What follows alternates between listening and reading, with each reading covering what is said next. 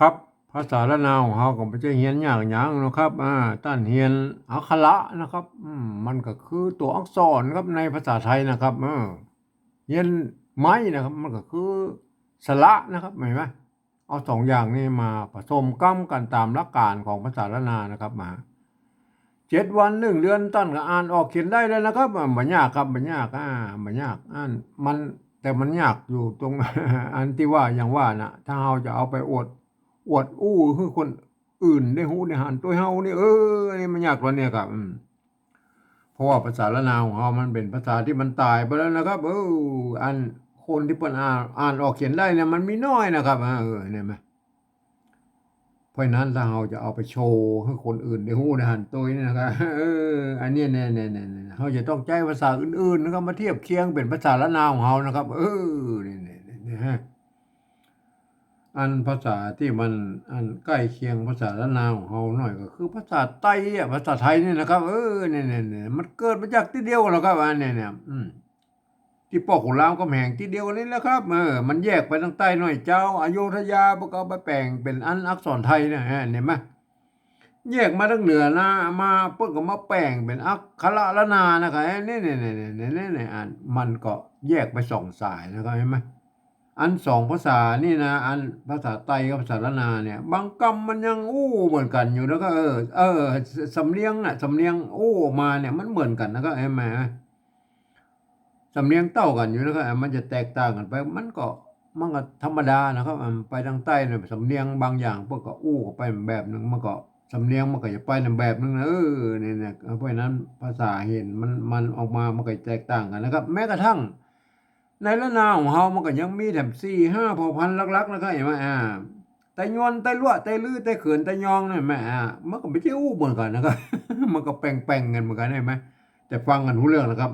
เออเฮาก็ฟังภาษาไทยรู้เรื่องเหมือนกันนี่ๆๆมันใกล้เคียงกันนะครับมาอันเนี้ยเนี่ยมันใกล้เคียงกันนะ2ภาษานี่นะครับก่อนที่เราจะเอาภาษาไทยนะมาเขียนเป็นภาษาละนาวของเรานะที่มันฮ้องว่าปริวัติแล้วนะครับเอาไปกอยในโลกนี้ก่อนนะครับไม่ใช่เอามาอันโดดดัดเอามาเราจะพิจารณาแล้วว่าจะเอาภาษาใดมาเขียนเราไปกอยในโลกนี้ก่อนเราไปดูใกล้ๆเนี่ยแหละครับอันเวียดนามเนี่ยนะอันแต่ก่อนนี่เพิ่นใช้ภาษายึกๆโบราณนะครับเพิ่นยึกๆยือๆอันแบบภาษาจีนนั่นเห็นไหม แต่เนื่องด้วยเปิ้นมีสงครามกันเมินนานเนาะก็ยาวนานน่ะ200-300ปีแล้วก็มันบ่ฮู้เท่าใดภาษาอย่างนั้นสมัยสงครามเดียนเบียนฟูพู้นแหล้วครับไอ้เนี่ยฝรั่งเศสบ่มาจนถึงสงครามเวียดนามเนี่ยมาเนี่ยอันเวียดนามต่อสู้กันมาเนี่ยอันอเมริกันเข้ามาแถมเนี่ยๆๆมันเป็นอย่างงั้นเห็นไหม อันเพิ่นบ่สามารถที่จะถ่ายทอดอันภาษาไอ้ยึกๆยือๆนั้นมาสู่รุ่นลูกรุ่นหลานรุ่นเหลนเพิ่นแล้วนะครับเนี่ยรุ่นลูกรุ่นหลานรุ่นเหลนเพิ่นบัดเดี๋ยวนี้เพิ่นอ่านบ่ได้เขียนได้แล้วไอ้ภาษายึกๆยือๆมันนั่นน่ะเห็นไหมเพิ่นก็เลยหันไปเอาอักษรอาราบิกนะมาเขียนเป็นภาษาของเพิ่นนะครับเนี่ยๆๆแล้วก็ไปใส่จุดใส่หมวกใส่ขีดไอ้มั่วสะปะสะเปะนะครับคือมันได้ตามเสียงของเพิ่นนั่นน่ะเนี่ยๆเพิ่นฮ้องว่าปริวัติอะครับปริวัติภาษาเนี่ย เอาไปก่อยในยุโรปหรอกครับอย่างเช่นฝรั่งเศสเยอรมันนะครับโปแลนด์ยูเครนรัสเซียอย่างพวกเนี้ยนะครับโครเอเชียเนี่ยๆๆหรือยุโรปตะวันออกนั่นน่ะครับเพิ่นก็ยืมเอาอักษรอาราบิกนะครับไปเขียนเป็นภาษาของเพิ่นครับไปใส่ส่องจุดส่องจุดจุดส่องจุดใส่หมวกก็นี่หมวกปิ้นหมวกโครเอเชียเป็นหมวกปิ้นปิ้นหงายขึ้นไปเห็นไหม อันหมวกเวียดนามมันเป็นกุ๊บหุ้มลงเนี่ยมันต่างคนก็ต่างเอาเครื่องหมายอันมาใส่นะครับไผจะสร้างเครื่องหมายหยังก็แล้วแต่แล้วก็เพื่อมันเอามากำกับอันอักษรอันที่ยืมมาน่ะอันแล้วก็คือมันได้ตามเสียงนั้นน่ะเห็นไหมอันนี้นี่คือเปิ้นฮ้องว่าปริวัติแหละครับอันเฮาไปกอยอันอังกฤษแล้วครับอังกฤษนี่เพิ่นไปทางแบบหนึ่งนะครับเพิ่นจะเอาภาษาอักษรอาราบิกนั่นแล้วก็ไปเขียนเป็นภาษาของเพิ่นนะครับแต่เปิ้นบ่ใส่สักอย่างครับเปิ้นจะมีกฎเกณฑ์อยู่ว่านะอันสามารถผ่านเสียงไปเลยนะครับท่านจะเอาเสียงจะได้ก็ได้นะเอา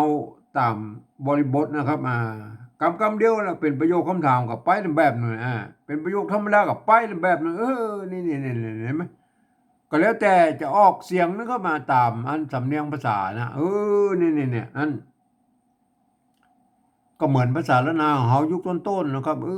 มันก็มามีไม่เอกไม่โทก็คือไม่เหยาะไม่ซัดนั่นแหละก็ไม่ไม่ซัดมีแล้วไม่ไม่เหยาะไม่ขอจ้างเห็นไหมมันก็พันได้หลายเสียงเหมือนกันนะภาษาละนาของเฮาสมัยนั้นนะพันได้3 เสียงเนี่ยมันจะเอาเสียงได้ก็ว่ากันไปนะเนี่ยเห็นไหมอันนี้คือลักษณะของภาษาปริวัติภาษานะเนี่ยในโลกเนี่ยมันเป็นอย่างนี้นะครับครับก่อนที่เราจะเอาภาษาไทยเนี่ยมาไตเนี่ยมาเขียนอันเป็นภาษาละนาของเรานะที่เป็นห้องปริวัตินะครับเราควรจะมีอันหลักยึดก่อนนะครับ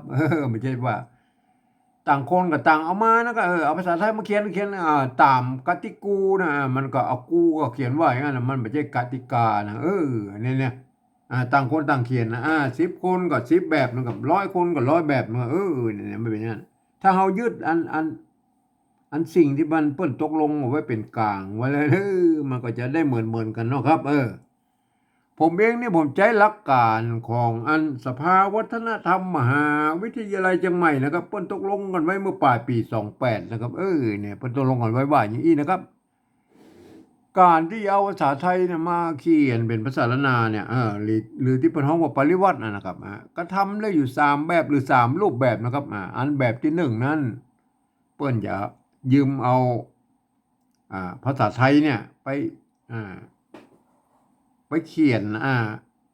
ปริวัติให้เป็นภาษาละนาเนี่ยแบบที่1เนี่ยเพิ่นจะเอาไปเทียบมาทุกอักขระนะครับทุกไม้นะครับทุกเครื่องหมายนะครับแม้กระทั่งไม่กงไม่กังไรไม่อย่างมัวสะพาสะเปดที่มันมีอันปรากฏอยู่ใน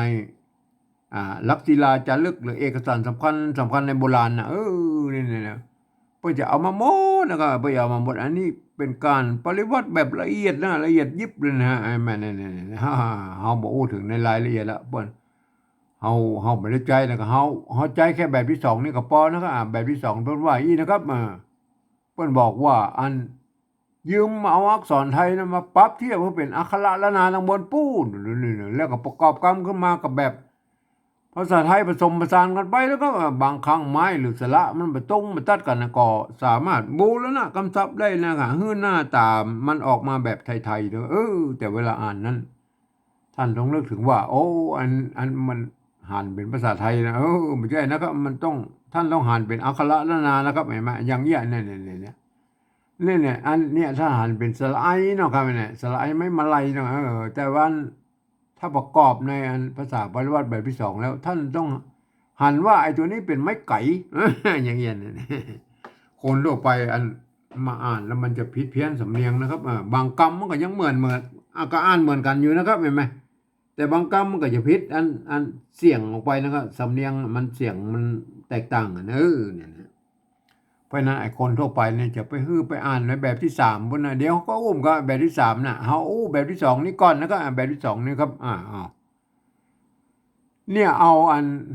นเนี่ยสลายน่ะมาเทียบเป็นไม้ไก่เนี่ยอันตัวมะเนี่ยตัวมะนี่เอามอม้านะครับมอม้ามอม้าน่ะเนี่ยมอม้าเทียบมาเป็นมอมะตัวมะเนี่ยแม่เนี่ยอันไม่โทไม่ขอจ้างไม่จ้างกับไม่โทแล้วกันเนี่ยได้แล้วได้มันก็ง่ายกว่าอันที่มันง่ายก็ง่ายนะครับเห็นไหมอันนี้เนี่ยอ่านว่าไม้นะครับอันนี้กับไม้นะพออ่านแบบที่3ก็ได้ไม้เหมือนกันเอาโอเคไม้กับไม้โอเคเต่ากันนะครับไอ้ไม้เนี่ยมันเต่ากันนะครับอันภาษาไทยภาษาละนามันเกิดมาจากที่เดียวกันแล้วครับ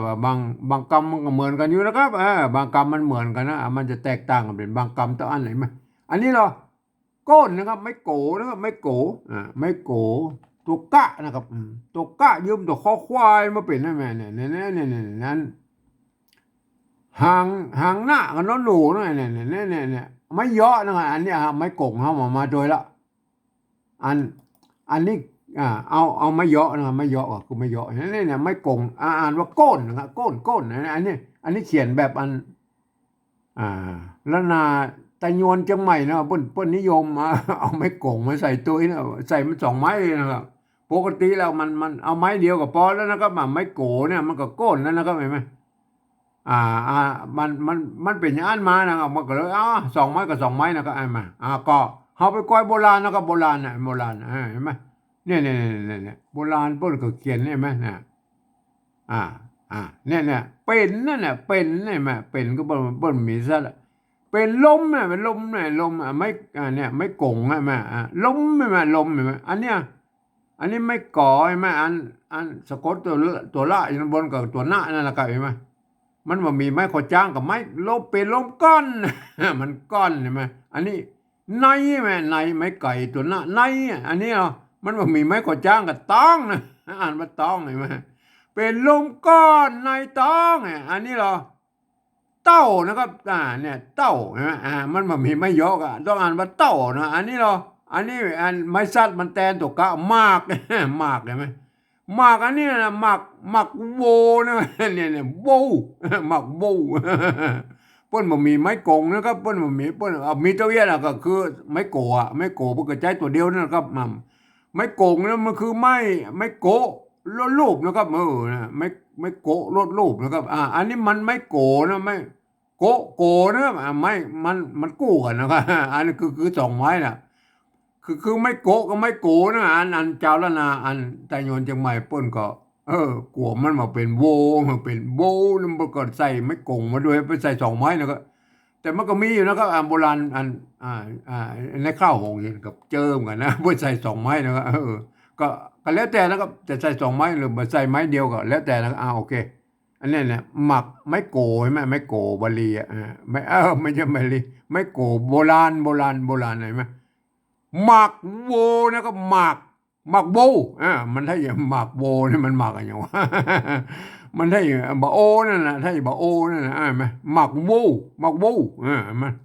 โบราณเป็นหมากโวเนี่ย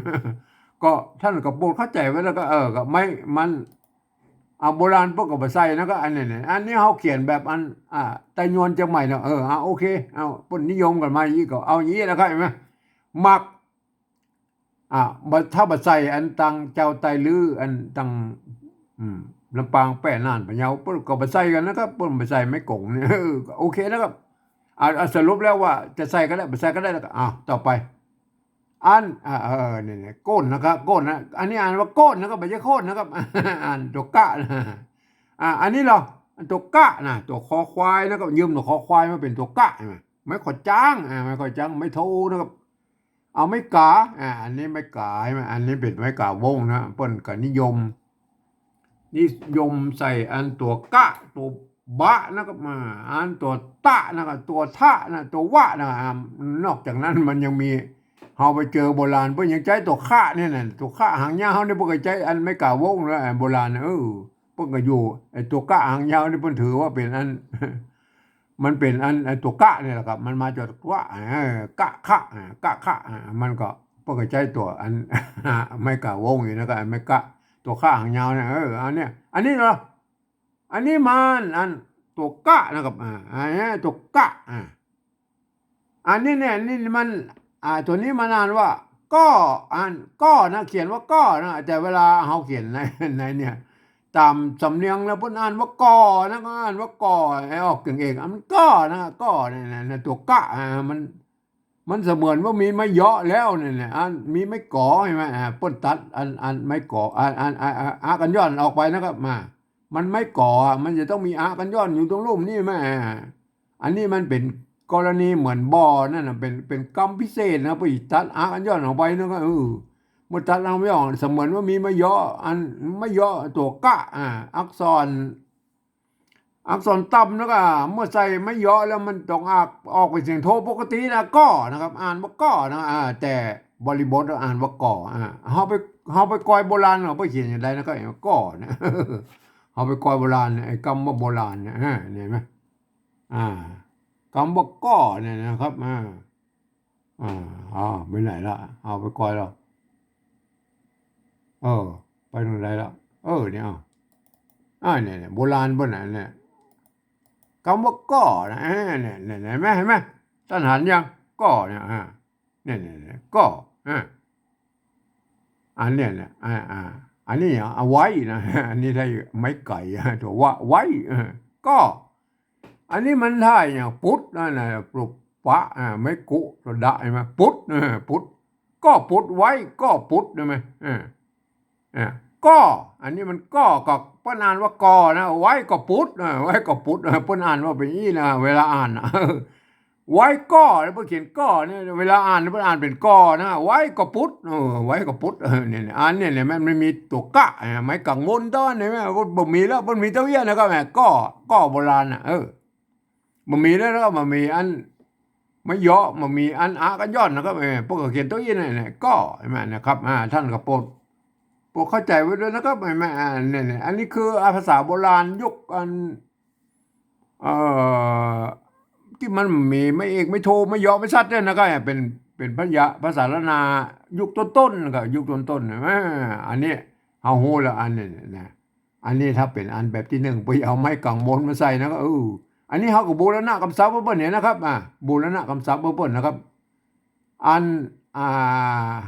เฮาหันแล้วว่าอันก้อให้มันต้องใจไม่เยาะนะครับเฮาก็เอาแค่ไม่เยาะมาไม่เยาะมันซ่อนรูปอยู่ในนี้แล้วมันสมัยนั้นมันไม่เอกไม่โทไม่เยาะไม้ขอจ้างเฮาก็ฮู้แล้วมันเป็นก้อนะเฮาก็เอานี่นะแต่เฮาก็อนุโลมว่าอันถ้าจะเขียนอย่างอี้ก็ได้นะก็เนี่ยนั่นเอาก้อไทยน่ะเอาก้อไทยน่ะมันเนี่ยก้อไทยน่ะเนี่ยอันเนี้ยอนุโลมมาเขียนอย่างนี้ก็ได้นะก้อนะครับก้อใช่ไหมโอเคนะครับก้อเอาก้ออย่างนี้ก็ได้นะครับก้อใช่ไหมเอาก้ออย่างนี้ก็ได้นะก้อก้อใช่ไหมเนี่ยก้อเขียนอย่างนี้ก็ได้นะอันนี้เหรอเปื้อนะครับได้แล้วนะไอ้คำว่าก้อเนี่ยอ่านว่าก้อนะครับไอ้2ตัวนี่ไอ้2ตัวนี่มันบูรณะคำศัพท์หน่อยเก้อโก้นมันบ่เหมือนนั่น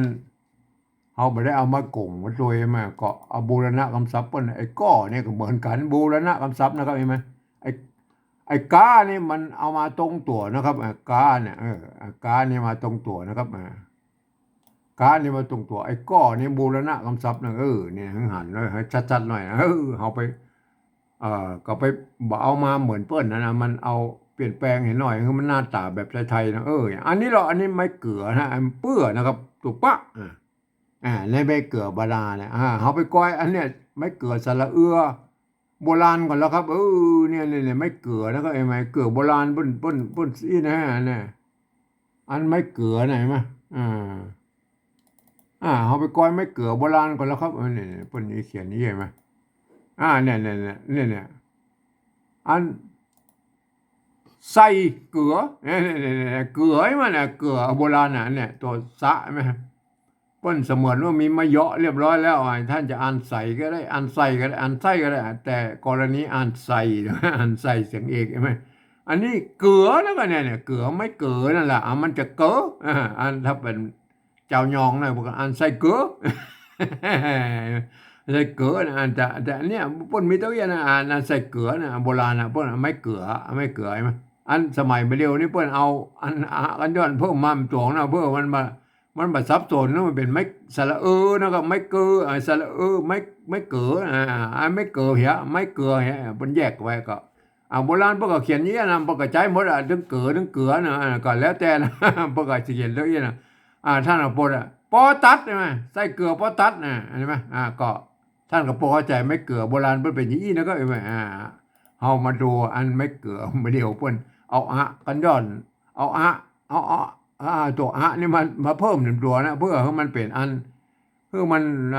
หน้าตาแบบไทยๆหน่อยมันคือมันเทียบภาษาไทยหน่อยเกลือโบราณใช่มั้ยเสร็จแล้วอันไม่กี้นะบ่ใจไม่กี้ก็ได้นะครับอันสระเอือน่ะไม่เกลือน่ะหรือใจไม่เกลือก็ได้นะก็แล้วแต่นะครับไม่เกลือก็มีอยู่2แบบเขียนมาอีแล้วก็ตวัดหางนะอันโบราณแล้วเป็นไม้กือเพิ่นจะมีไม้กี้เอาไม้2น้อยตวัดไว้ตรงกลางปุ๊บเนี่ยก็แล้วแต่แล้วก็ท่านไม้กือก็มี2แบบนั่นแหละเห็นมั้ยก็เอาท่านสิเขียนแบบใดก็จังเด้อก็ได้มาอันนี้เฮาฮู้ละเฮาฮู้ว่าเป็นไม้เกลือแล้วนะครับนี่แหละมาอันนี้มันเป็นไม้กี้มั้ยถ้าเฮาเขียนไม้แบบที่1เพิ่นก็เขียนอย่างนี้นั่นเนี่ยอันแบบที่1ว่าเปิ้นจะเขียนนี้นะก็แบบที่1เปิ้นเอามาหมดนะเปิ้นบ่ฮึผิวเลยเนี่ยเห็นมั้ย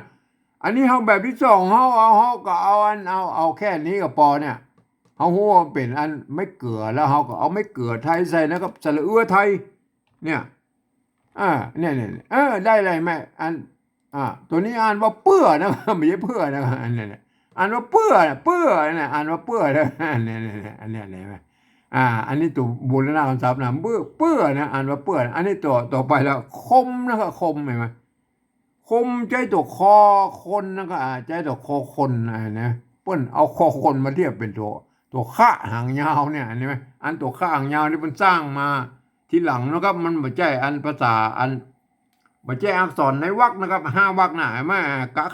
ข้างะน่ะข้าเนี่ยมันมีเนี่ยตัวข้าเนี่ยมันเป็นข้าคอละครั้งหน่อยแม่ข้าไหมกะงะตัวข้ามันมีตัวข้ามันเป็นตัวนั้นเลยไหมอันนี้ปนสร้างอันเสียงคอมั่มตัวคืออันนี้นี่ตัวข้าหางยาวเนี่ยมันมาพัฒนาจากตัวกะเนี่ยอ่าข้าเนี่ยข้าหางยาวนะครับข้าหางยาวเนี่ยอันใจตัวคอคนมาเทียบนะตัวมะนะหางมะกับมอม้าเนี่ยอันไม้กงเนี่ยมาตัวละไม้กงเขามาตัวละไอ้มาไม้กงเขามาตัวละเนี่ยแบบที่หนึ่งพอเอาไม้กงมาด้วยเนี่ยเปื้อคมนะก็อันเนี่ยอันอันนี้เสียมนะก็ไม้เกี่ยมาจากไม้เกี่ยทำไรไอ้มาเนี่ยไม้เกี่ยนะเนี่ยถ้าเป็นแบบที่หนึ่งพวกก็จะเอาอย่างเงี้ยแล้วก็อันเนี่ยอ่าตัวเนี้ยตัวมะแบบที่หนึ่งพวกก็เอาอย่างเงี้ยอันทีนี้เขาเป็นหูจักไม้เกี่ยละไม้เกี่ยนะอันไม้เกี่ยนะครับเขาไปกอยไม้เกี่ยก็แล้วครับเอาไม้เกี่ยเอาไหนๆก็ดูละไม้เกี่ยเอาไปดูไม้เกี่ยแล้วครับไม้เกี่ยแล้วก็ไม้เกี่ยเอาไม้เกี่ยอันนี้เนี่ยไม้เกี่ยใช่ไหมเนี่ยไม้เกี่ยไม้เกี่ยใช่ไหมอันนี้ไม้เกี่ยใช่ไหมเนี่ยไม้เกี่ยอันนี้ไม้เกี่ยนะไม้เกี่ยไม้เกี่ยกับตัวเนี้ยตัวควบกันเนี่ยไม้เกี่ยในอันแบบเนี่ยเปิ้นเอาไม้ซัดกับไว้นะครับมาเปิ้นก็อันอันนี้ตัวนี้เปิ้นอ่านว่าเปี้ยนะกับเปี้ยมันจะอ่านเปียก็ได้อ่านเปียก็ได้อ่านเปี้ยก็ได้ในกรณีเป็นเปี้ยนะเป็นเปี้ยและผมนะฮะเปี้ยและผมนะเห็นไหมก็แล้วแต่นะอ่านเปี้ยและผมนะอ่านภาษาธรรมอีสานเพื่อจะอันไม่เกี่ยเนี่ยเพื่อจะเอาไม้ซัดกับไว้นะครับไตลือตั้งน้ำปางแป้นานปกติไม่ซัดกับไว้นะครับไม่เกี่ยนะครับเปียอันเปียกับเปียกับเปียก็แล้วแต่นะครับจะออกเสียงอย่างไรเปียใช่ไหมอันแต่อันเจ้าละนาเชียงใหม่แต่โยนเปิ้นบ่ใส่เปิ้นบ่เอาไม่ซัดมาตัวนะครับเปิ้นก็มา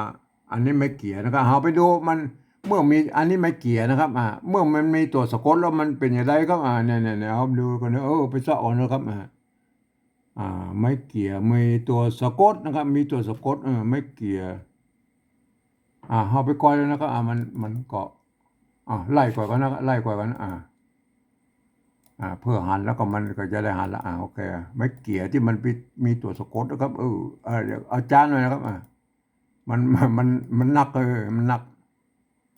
เนี่ยไม่เกี่ยใจเถอะมันจะอันนั้นมันไม่กลัวเดี๋ยวกันนะครับบอกเป็นอย่างนั้นก็รอหน่อยเพื่อมันเสาะหายากเลยไม่เกี่ยนะครับไม่เกี่ยตัวที่อยากจะให้ตัวอันที่มันมีตัวสะกดแล้วก็จะได้หันเนี่ยเอาละไม่เกี่ย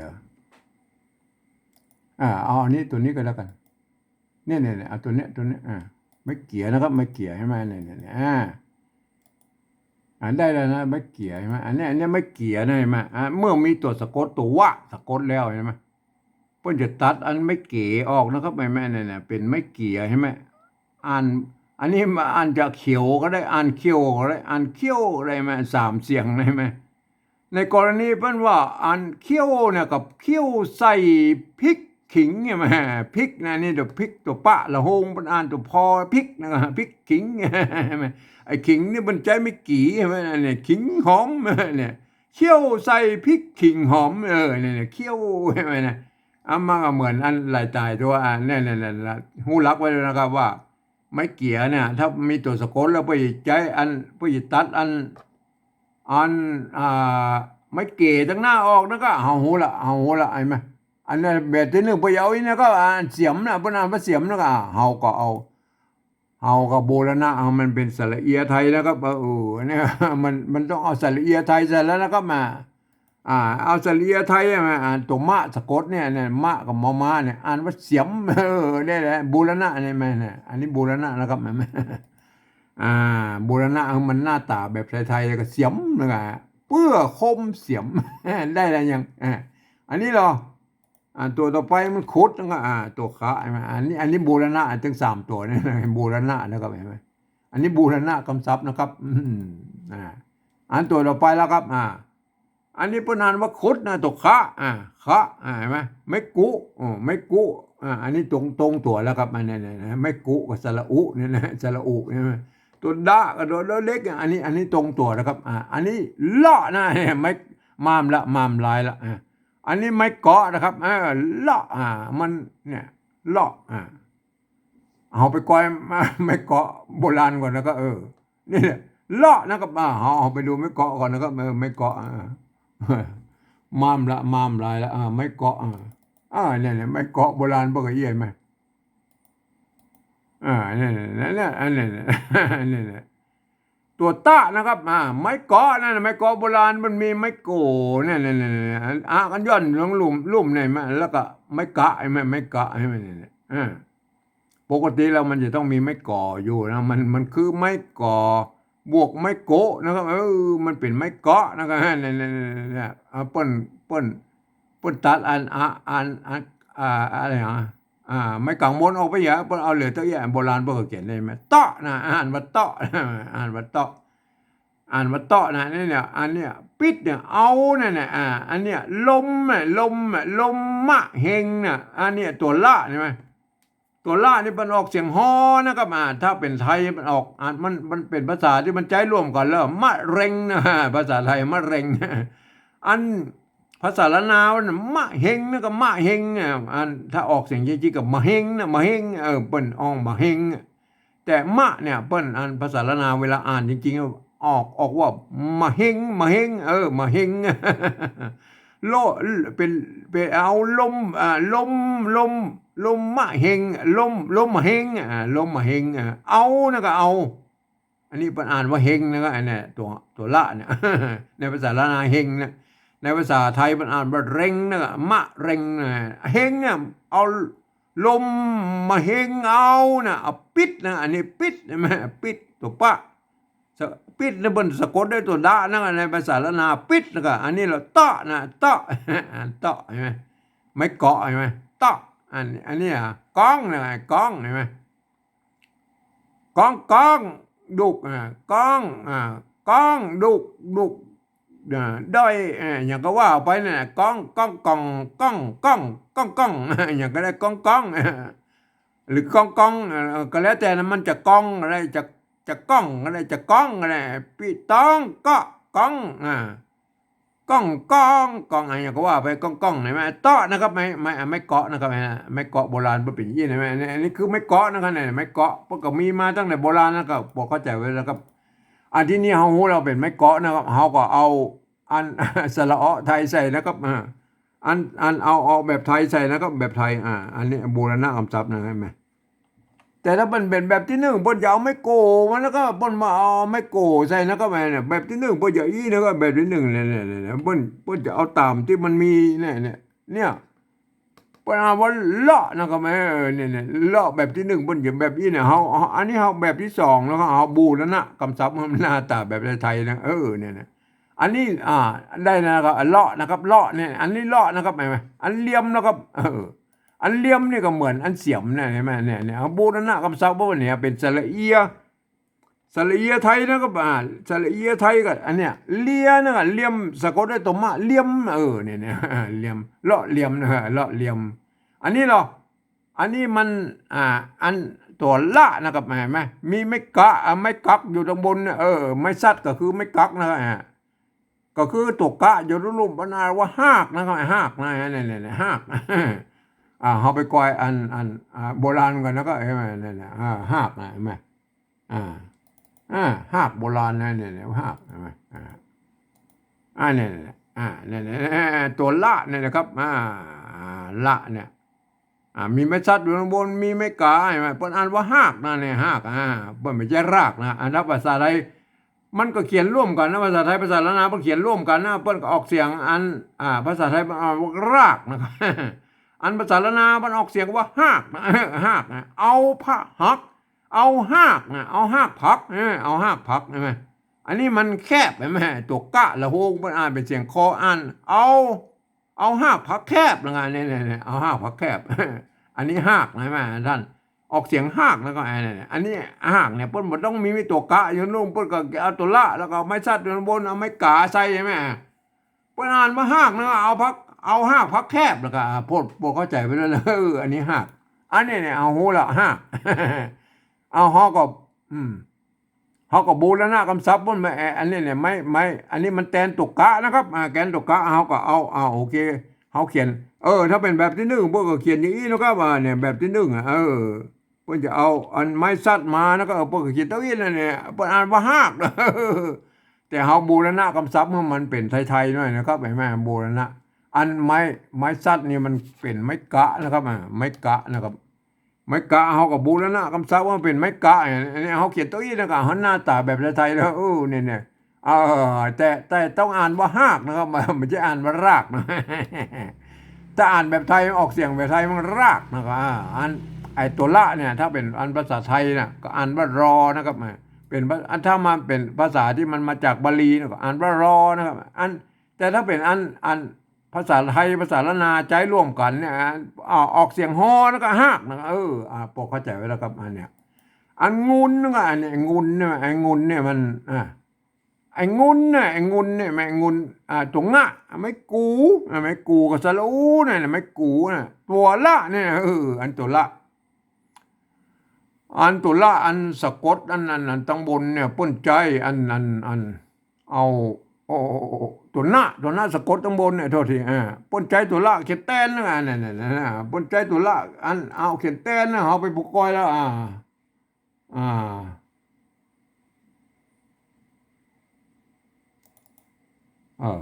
ไปไหนแล้วอันนี้เนี่ยโอเคเนี่ยเห็นไหมเดือนไฟเดือนไม่เกลือใช่ไหมสะกดด้วยตัว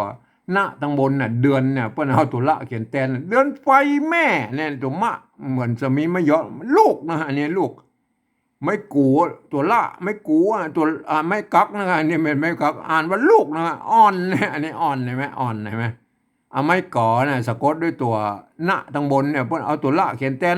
สมมติว่ามีไม่เยอะอ่านว่าอ่อนนะท่านก็พอเข้าใจแล้วอ่อนนะตัวละเขียนข้างบนนะเปิ้นตัวหน้าสะกดอยู่ตรงบนเนี่ยเปิ้นเอาตัวละเขียนแทนนะงุนนะงุนเอาโหอันถ้าเป็นแบบที่หนึ่งเปิ้นจะเขียนเนาะตัวละเขียนเนี่ยนะเห็นไหมอันแบบที่สองเขาก็บูรณะเอาแบ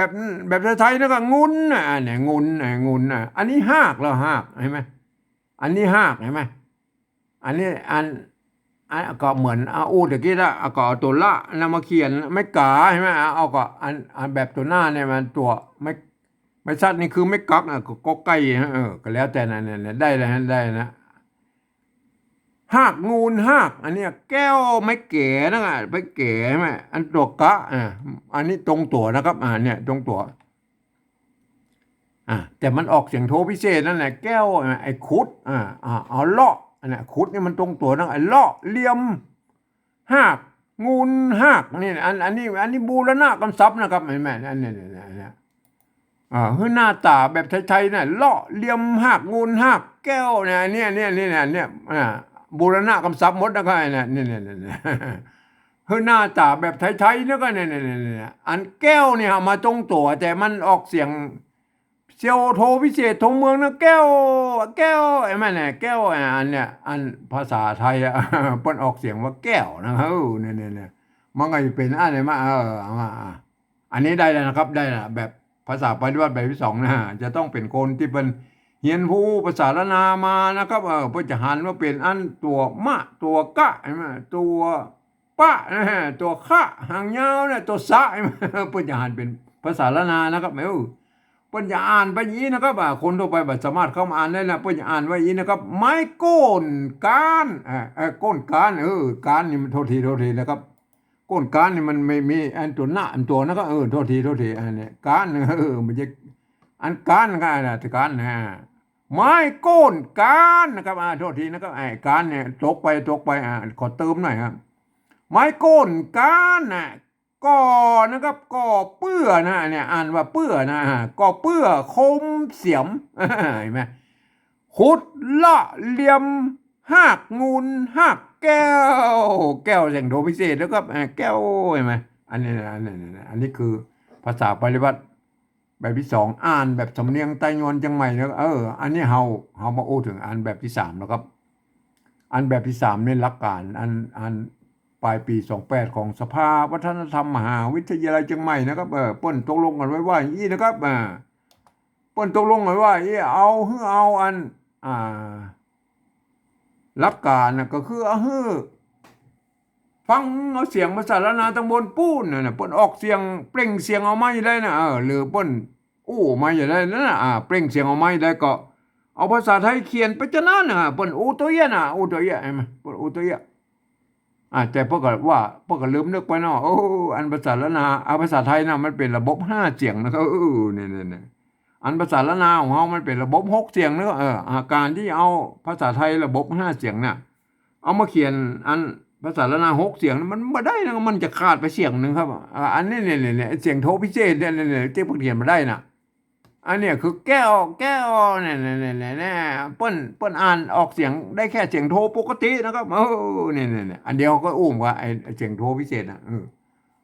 เฮามาฟังเลยนะหลักการมันบอกว่าฟังเสียงภาษาละนาเปล่งเสียงออกมาแล้วเอาภาษาเขียนจะนั่นอีหรอเฮาฟังเลยนะครับตัวแรกก็ไม้นะครับไม้ไม้อันแบบนี้เหรอ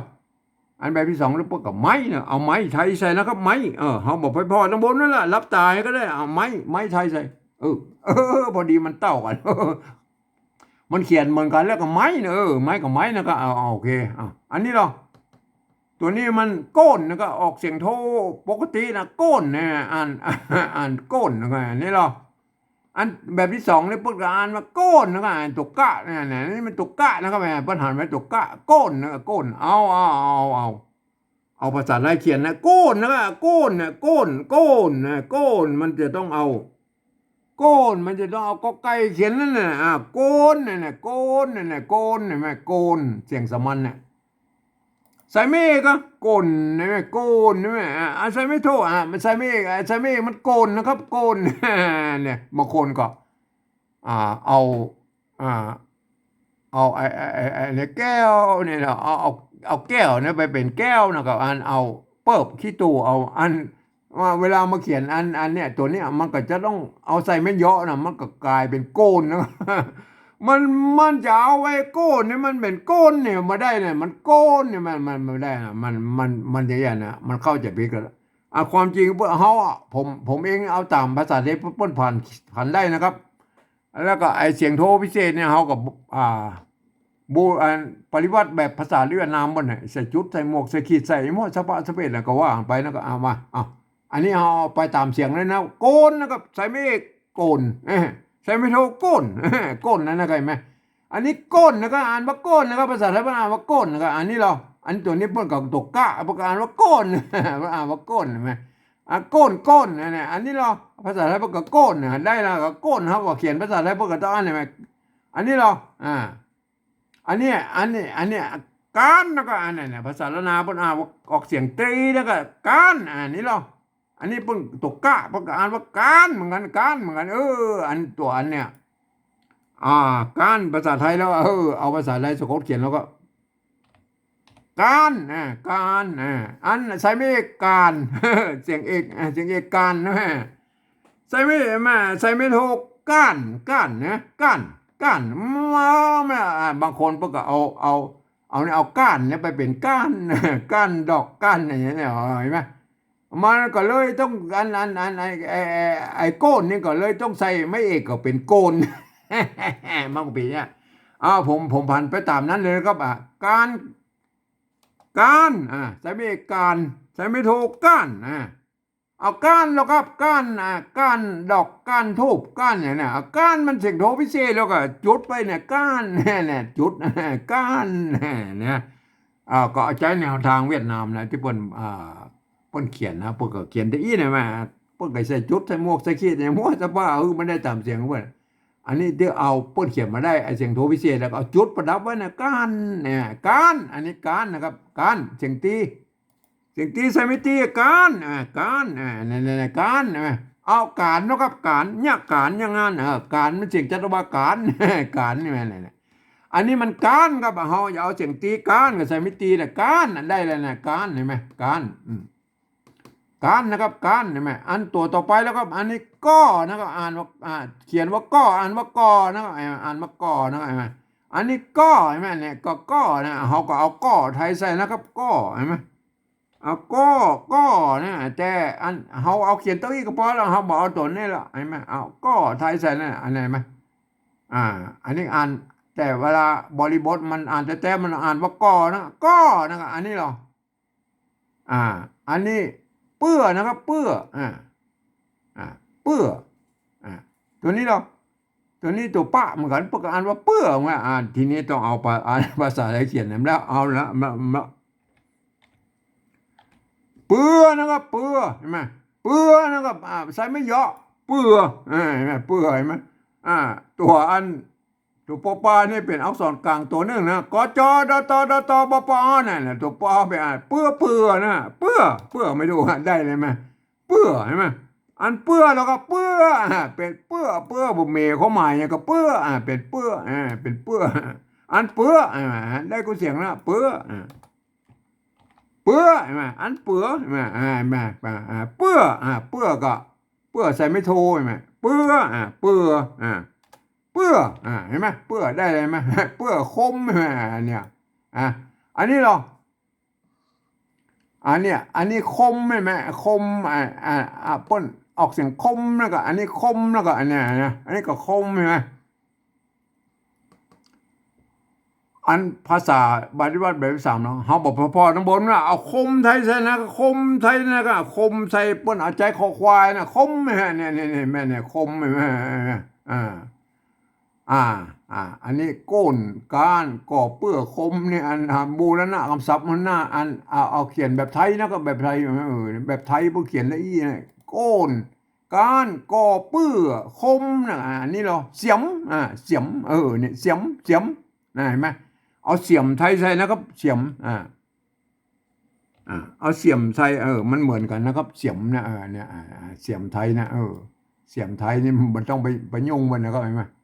เปิ้นอ่านเต้ากันแล้วเฮาก็บ่ต้องไปยุ่งนะไอ้คมเสียมนะนี่อันนี้ก็คมนะเพียงแต่มันเปลี่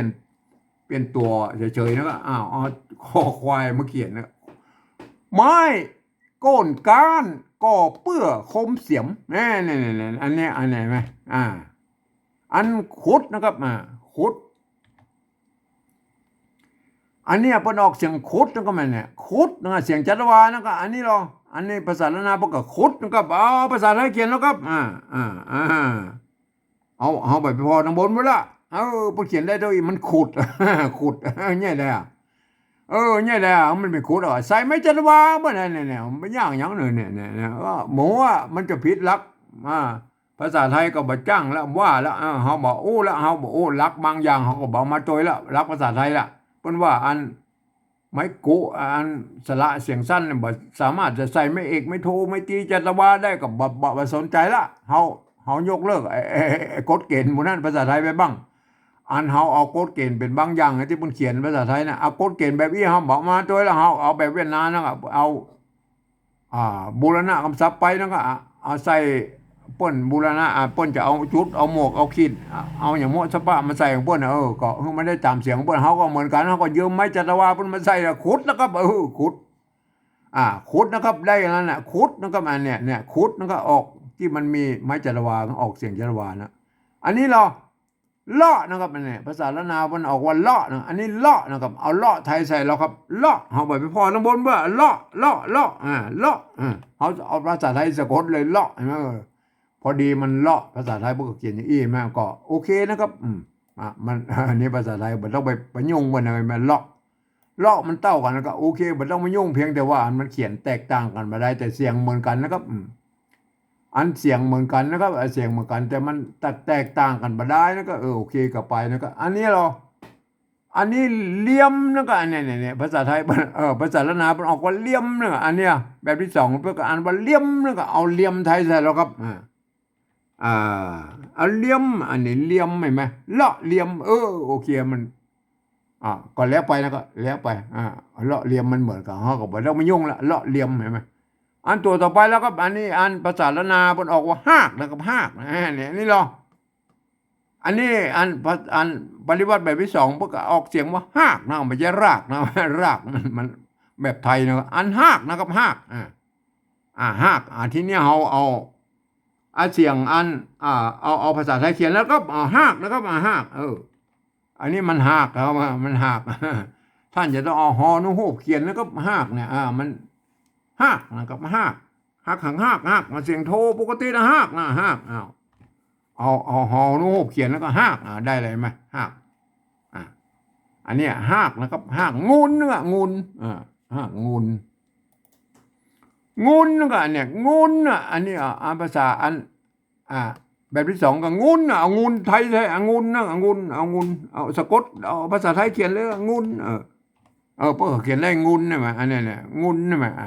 ไอ้หากนี่โบราณคำศัพท์นะครับเห็นไหมมันบ่เหมือนอันตังบนพูดนะครับเขาโบราณคำศัพท์มันเขียนแบบอันตามเสียงเนาะตามเสียงเขียนไปตามเสียงหากแล้วก็คือหากงุนแล้วก็หากแล้วก็หากเห็นไหมอันนี้ก็หากนะหากเห็นไหมอันตัวต่อไปแล้วครับตัวต่อไปมันแก้วนะครับอันตัวต่อไปมันแก้วหากนี่ฮะโบราณคำศัพท์นะครับมันแบบไทยๆนะครับแบบไทยๆนะก็อันนี้หรอเอาแก้วละแก้วนี่มันมีปัญหาละอันเนี้ยแก้วภาษาละนาบนออกเสียงโทพิเศษโทเมืองนะครับอันนี้แก้วใช่ไหมเนี่ยเอาแก้วไทยใช่แล้วครับแก้วเปิ้นอันนี้เปิ้นออกอ่านว่าแก้วนะแก้ว มันแบบแก้วครับมันแบบแก้วเนี่ยแหละครับก็ใส่จุดหรือเปล่ามันเป็นเสียงโทพิเศษแหละแก้วเห็นไหมเนี่ยพันเนาะนะแก้วแก้วแก้วใช่ไหมใส่ไม่โทแก้วมันแก้วนะอันนี้นี่ไม่อ่านว่าแก้วแล้วครับอันนี้มันตัวกะเราไม่แก่ใช่ไหมอันนี้อ่านว่าแก้วเนี่ยอันนี้มันตัวกอไก่สระแอมอ่านว่าแก้วมันเป็นยังไงอันแก้วเราแก้วแก้วเสียงตีแก้วเสียงตีใส่ไม่ตีแก้วอันแก้วมันแก้วเสียงจัตวาได้กูเสียงแล้วครับแก้วแก้วแก้วแก้วเสียงโทปกตินะเอาเสียงอันโทพิเศษแล้วครับโทพิเศษโทเมืองแล้วก็แก้วก็ใส่จุดไปเนี่ยเห็นไหมแก้วได้แล้วนะครับเห็นไหมอันบัดประสิงเปิ้นจะห้องเป็นเสียงตีเพี้ยนนะครับเสียงตีเพี้ยนไปอย่าใจตัวเอียงแล้วก็ไอ้วัดประสิงห์จังไม่เปิ้นห้องวัดเสียงตีเพี้ยนนะครับเปิ้นอย่าใจอันตัวเอียงนะครับเห็นไหมก็ภายในห้องตีเพี้ยนโทเมืองอย่างก็แล้วแต่มันก็คืออันเสียงอันที่มันอยู่ระหว่างเสียงโทปกติถึงเสียงตีนั่นแล้วก็เห็นไหมได้แล้วนะครับปฏิบัติแบบผมนี่เนี่ยก็จุดประดับไว้นะถ้าเป็นพลังมักฆ่าลูกที่ไหนมาก็สามารถเข้ามาอ่านได้นะครับเรียนภาษาไทยมาแล้วก็อ่านไปตามหลักภาษาไทยนะครับแต่มีข้อยกเว้นอยู่ว่าอันเสียงอันที่กรรมที่มีจุดนี่อ่านออกเสียงโทพิเศษนะครับเห็นไหมกรรมที่มีอันไม้จัตวาก็อ่านออกเสียงจัตวานะครับไหมอันกรรมที่เป็นอยเป็นพยัญชนะต้นก็อ่านเป็นยอยักษ์ไทยนะครับกรรมที่เป็นยอยักษ์ตัวเดียวเป็นพยัญชนะต้นก็อ่านออกเป็นยอยักษ์ละนานะครับเห็นไหมถ้าท่านอ่านได้อย่างนั้นท่านจะได้สำเนียงเจียงใหม่แต่ยวนไปเลยนะอ่านไว้อย่างนี้นะครับไม้ก้นก้านก่อเปื้อคมเสียมขุดเลาะเหลี่ยมหักงูนหักแก้วเสียงโทพิเศษได้ไหมอ่านแบบที่สองนี้จะต้องเป็นคนที่เปิ้นเรียนหูภาษาละนามาอ่านนะครับเปิ้นอ่านไว้อย่างนี้นะครับไม้ก้นก้านก่อเปื้อคมเสียมขุดเลาะเหลี่ยมหักงูนหักแก้วเห็นไหมเนี่ยอันแบบละนาเปิ้นก็เก่งกันได้อย่างนี้นะครับส่วนใหญ่นะบางครั้งมันก็ยังว่าเนาะมันมีอันหลายที่หลายตังเนาะมันก็บางครั้งมันก็จะเขียนแป้งกันไปแล้วก็อย่างเช่นคำว่าก็เนี่ยเห็นไหมบางที่บางทีใส่ไม่เยอะนะบางจะใส่ก็เหมือนกันไอ้หากเนี่ยเห็นไหม บางทีเพิ่นให้ใจเปลี่ยนบ่ใส่ตัวไม้ซัดแล้วไปเอาตัวกะใส่ก่อนแล้วแต่นะก็ไอ้มาแล้วแต่ไม่ก็แต่เพิ่นก็อ่านกันได้นะเพิ่นก็อ่านกันไว้อย่างนี้นะครับ ไม้ก้นก้านก่อเปื้อคมเสียมขุดเลาะเหลี่ยมหักกุนหักแก้วเนี่ยอันนี้เป็นการปฏิวัติแบบไตยนเชียงใหม่นะครับเนี่ยท่านก็ไปพิจารณากันเป็นเผ่าพันธุ์อื่นๆแล้วก็อันก็มันบ่เหมือนกันนะครับ อันนี้เป็นเสียงเจ้าละนาเชียงใหม่ไตยนนะครับเพิ่นก็ออกเสียงกันอย่างอี้นะครับท่านเป็นเผ่าพันธุ์อื่นๆก็ไปคิดค้นกันเอาเองนะครับวันนี้ผมก็ขอบรรยายเพียงแค่นี้นะครับ